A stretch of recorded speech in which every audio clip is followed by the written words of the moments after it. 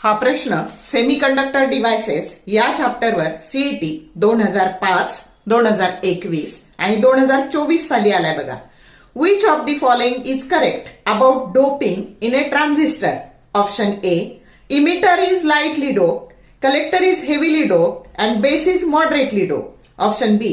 Emitter is lightly doped, collector is moderately doped, and base is heavily doped. Option C. Emitter is heavily doped and collector is lightly doped and base is moderately doped. And option D. Emitter is heavily doped, collector is moderately doped and base is lightly doped.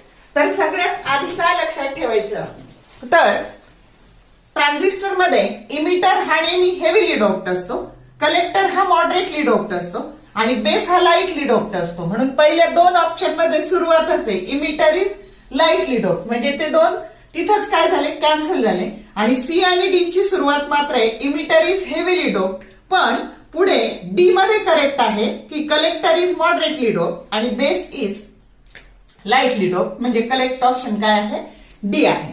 समजलं?